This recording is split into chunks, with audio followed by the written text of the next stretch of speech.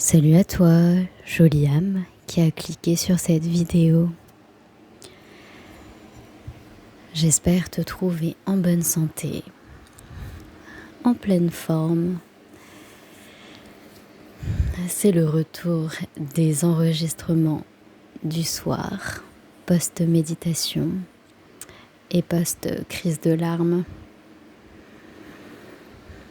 Quand je prends le moment de me connecter à moi, il y a des larmes qui coulent, toutes seules, au bout d'un certain temps. Je ferme les yeux et ça coule. Je suis en train de me gratter un bouton de moustique énorme.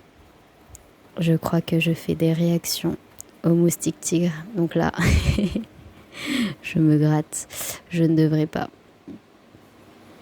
Comment vas-tu en cette soirée d'été? Que tu sois en vacances ou que tu travailles, j'espère que tu prends le temps de ralentir un petit peu. Les énergies sont tellement mouvementées en ce moment que trouver du temps pour soi sauve la vie, je pense.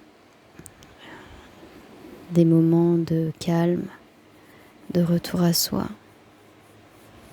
sont vraiment essentiels. Beaucoup de gens se réveillent spirituellement. Beaucoup de choses se passent pour nous réveiller encore plus. Donc forcément, c'est souvent peu agréable. Souvent même très difficile. Pour changer d'identité, pour s'élever en fréquence, pour vibrer différemment, il faut laisser une part de soi, accueillir une nouvelle.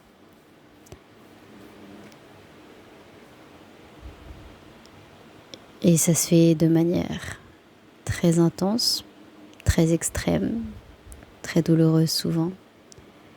Parce que changer d'identité, c'est comme changer de peau. On fait pas ça du jour au lendemain, on fait pas ça comme si on changeait de veste. Ça peut être très très inconfortable, très très douloureux. Je suis en plein dedans, j'ai l'impression de muter.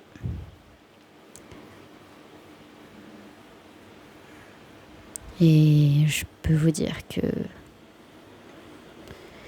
c'est pas forcément une partie de plaisir, même si j'en suis reconnaissante. Parce que c'est cette douleur, cet inconfort que beaucoup fuient. Et donc on peut passer toute une vie à fuir, à être dépendant aux plaisirs éphémères qui finissent toujours par se terminer. Donc il faut courir après autre chose, vouloir toujours plus. Quelque chose qui ne peut pas se combler, parce que vous seul pouvez le combler. Et le combler, ça va passer par une des phases les plus difficiles de votre vie. Cet inconfort, ça peut vraiment tuer à petit feu. Donc cette tempête que je vis en ce moment, même si elle me brise à m'en déchirer le cœur,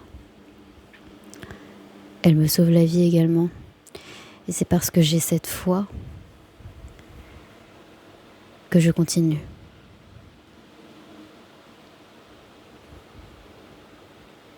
Est-ce que c'est facile? Non. Mais est-ce que c'est nécessaire? Oui. Parce que c'est la vie que j'ai choisie. Je veux une vie où je grandis, j'apprends, je m'élève. Je reconnais mes erreurs.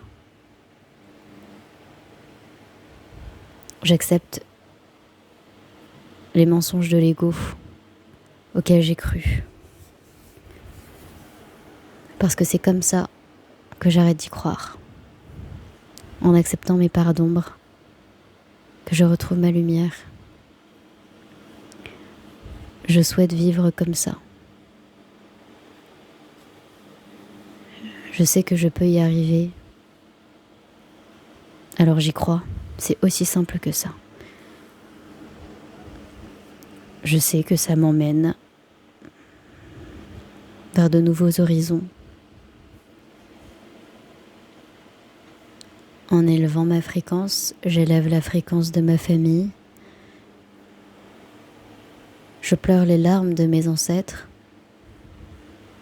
J'élève la vibration de mes descendants.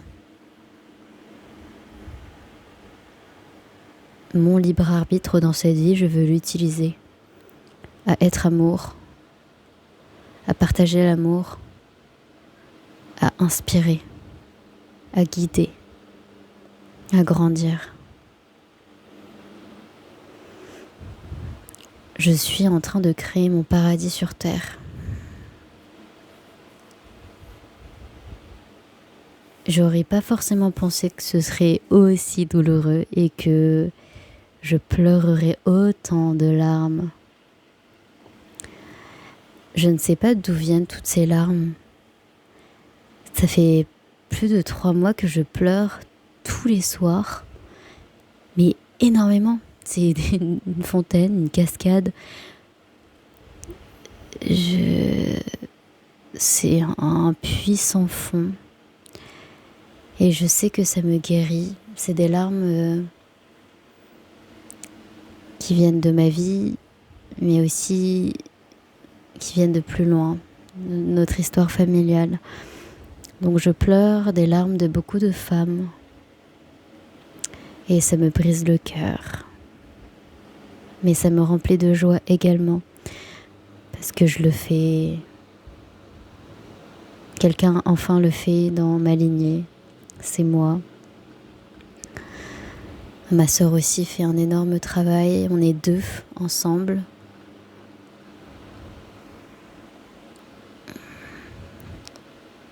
Et puis vous qui m'écoutez, vous m'accompagnez sur ce chemin, vous m'envoyez de la force. Le fait que vous soyez là, que ça parle à quelqu'un, tout ce que je dis, c'est un soutien énorme, donc je vous remercie. Et j'aimerais vous envoyer du courage sur votre voie à vous. Nous ne sommes pas seuls. Merci pour votre écoute, très bonne nuit ou très bonne journée. Et je vous dis à bientôt, prenez soin de vous.